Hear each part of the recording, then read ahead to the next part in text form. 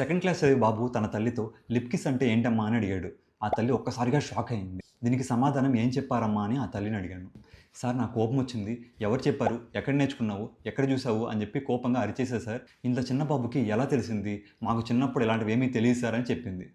Parents, times are changing. Generation అనేది చాలా ఫాస్ట్‌గా వెళ్తూ ఉంది. ఈ జనరేషన్‌లో పిల్లలు రీల్స్ అని, షార్ట్స్ అని, ఫ్రెండ్స్ ద్వారా కొత్త కొత్త విషయాలు తెలుసుకుంటూ ఉన్నారు. కానీ ఈ ఏజ్‌లో పిల్లలకి సేఫ్ జోన్ పేరెంట్స్ మాత్రమే. అందుకే పిల్లలు గూగుల్‌ని అడగలేదు, మిమ్మల్ని అడిగారు. ఇలాంటి విషయాలు ఎక్స్‌పోజ్ అయ్యి మిమ్మల్ని అడిగినప్పుడు మీరు కోప్పడినా లేదా గట్టిగా మాట్లాడినా వాళ్ళు భయపడతారు. ఆ తర్వాత నెక్స్ట్ నుంచి ఇలాంటి సెన్సిటివ్ విషయాలు మీతో షేర్ చేసుకోకపోవచ్చు. కాబట్టి తల్లిదండ్రులుగా మనం ఏం చేయాలి? ఇలాంటి సెన్సిటివ్ క్వెషన్స్ అడిగినప్పుడు కామ్‌గా ఉండండి. ఏజ్ అప్రోప్రియేట్ ఆన్సర్స్ ఇవ్వండి. అన్నెసెసరీగా డీటెయిల్డ్ ఎక్స్‌ప్లనేషన్ ఇవ్వకండి. అబద్ధాలు కూడా చెప్పకండి. 2 ఇయర్స్ తర్వాత స్క్రీన్ టైమ్ అనేది పేరెంట్స్ సూపర్విజన్‌లో మాత్రమే ఉండాలి. ఒకవేళ వాళ్ళకి మీరు ర్యాండమ్‌గా ఫోన్ గాని, ట్యాబ్ గాని ఇచ్చిన తర్వాత వాళ్ళు రీల్స్ గాని, షార్ట్స్ గాని ఇలా స్క్రోల్ చేస్తూ ఉన్నప్పుడు వాళ్ళ ఏజ్‌కి మించిన ఇన్‌అప్రోప్రియేట్ కంటెంట్ వచ్చే ఛాన్స్ కూడా ఉంది. మీ పిల్లలతో డైలీ రాత్రి 10 నిమిషాల పాటు టైమ్ స్పెండ్ చేయండి. ఇవాళ స్కూల్‌లో ఏం జరిగింది?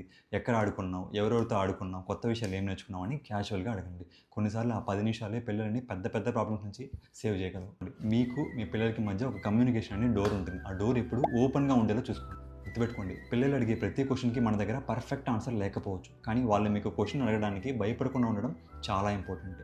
ఎందుకంటే పిల్లలు ఆన్సర్స్‌ని మర్చిపోవచ్చు. కానీ మీ రియాక్షన్ మాత్రం లైఫ్ లాంగ్ గుర్తుపెట్టుకుంటారు. మీరేమంటారో కామెంట్స్‌లో తప్పకుండా చెప్పండి. ఇలాంటి యూస్‌ఫుల్ ఇన్ఫర్మేషన్ కోసం మన ఛానల్‌ని వెంటనే ఫాలో చేయండి. నేను మీ డాక్టర్ హర్షవర్ధన్. Thank you.